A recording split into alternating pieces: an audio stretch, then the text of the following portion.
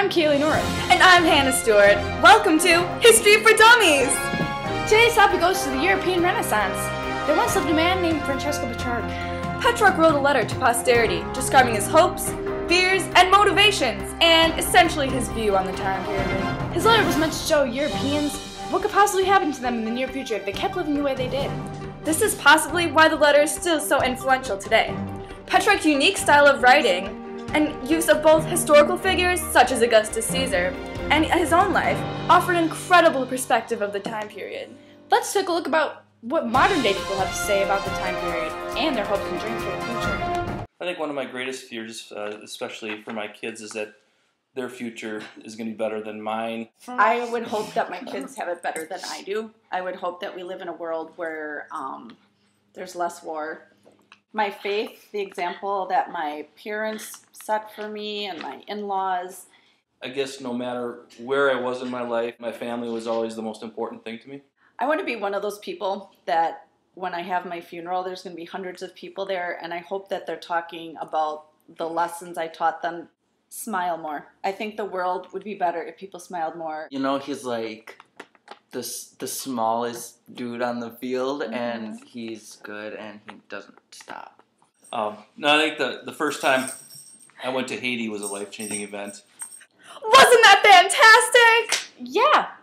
Okay. Anyway, now let's see what two teenagers from Whitnall High School in Greenfield, Wisconsin have to say. When they wrote their own letter to posterity based upon Petrarch's. Yep. Greetings. I, Hanley Starth, am writing to you about my hopes, dreams, and fears for the future to come based upon what knowledge I have obtained throughout my lifetime. Though you may not have heard of me, I possess a great wealth of life experiences and have learned lessons from events that have significantly impacted my life. The life-altering situations that I'm about to share with you are now a part of who I am. To begin, my mind encompasses several deep concerns about the future world and for the people inhabiting it. I fear that the world around us is gradually becoming far too dependent on technological advancements.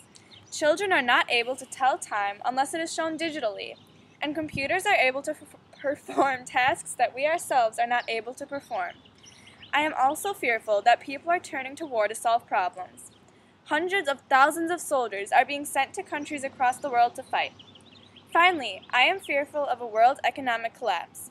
Countries are putting money where they shouldn't be, and grave debts are rising. However, besides these deep fears, I also have several hopes for the future. I hope that humans are able to overcome war and hate, and can control the hatred that lies within us. It is the hope for this world peace that drives us forward. I also hope cures for terrible diseases and cancers that ravage the world and destroy thousands of lives. Lastly, I have a dream that we will be able to communicate without the reliance of technology. Whatever happened to carrying on a conversation without the press of a button on a phone or the touch of a key on a computer? These hopes and fears bring me to the realization that I should try to fulfill my role in this world as the best person I can be. My motivation comes from the struggles that others around me face, from the homeless living in the streets of New York City to the starving people of African grasslands. If they can continue pushing on to day-to-day life, then why can't I? These people and many more give me inner hope that I can not only make a difference in their lives, but everyone in the world. This hope drives me forward and is a constant reminder that we have the power to make change. The support and love of my family has also impacted me and encouraged me to be a better person. Throughout my lifetime, I have managed to stay true to the core beliefs that I was raised up with as a young child. My parents taught me that I could be anything I wanted to be if I put my mind to it. I truly believe that this is true to anyone in this world. Everyone has the power to make their own decisions and put themselves on the right path. I have also grown to believe that it isn't what others believe about us, but is what we believe about ourselves that makes us who we are. Bullying, especially cyberbullying, has become a huge problem in the last decade or so, and it is simply this idea of not listening to the negativity people say to us that would help people stand up to bullying. As life progresses, I have grown as a person, not only physically, but mentally as well. I have also determined what I wish to accomplish in the future ahead. I want to become a strong, independent woman who can stand up for herself. I want to be remembered as the girl who could be relied on and didn't let anything stand in her way. I want to be remembered as the girl who was always smiling and bringing joy and happiness to others. Finally, I want to be remembered as the girl who knew who she was and didn't waver from her core beliefs. In order to reach my full potential in life and to help others do the same, I will need to encourage others to not lose hope and to stay true to themselves. Not only that, but I will also need to strive to display a positive attitude at all times.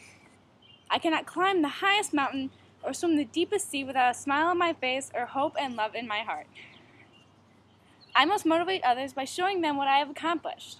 I want to illuminate the minds and souls of younger generations and inspire them to live life to the fullest. My inspiration to accomplish these tasks has come from a strong-willed woman by the name of Eleanor Roosevelt. One of her most famous quotes, "No one can make you feel inferior without your consent," has continued to drive me forward in everything I do. This quote has shown me that others cannot degrade me without me giving them the opportunity to do so. It is by my own choice, my own actions, that I could even let someone make me feel inferior. To conclude, my life has been significantly altered by several experiences. One that has given me a greater look on life was when my father was called to leave his home for the dangerous country of Afghanistan. This experiment showed me that one cannot take life for granted and to always spend time with family, for you are not aware of the time that they will leave you. Yet another experience that affected my outlook on life was when my 4th grade teacher passed away unexpectedly. Mr. Dahl was not only my teacher, but he was a good friend to me as well. He understood me and always knew what to say when I was feeling down. And when his life ended at the age of 51, it hit me very hard. I regret taking his presence for granted, and his passing has made me more grateful for everything I have. So please, as you continue with life, remember that you can accomplish anything. Cherish the time you have on this earth and live your life with no regrets. Well, that's all the time we have for today, folks. This is Kaylee And Hannah, signing out for History for Dummies! Woo!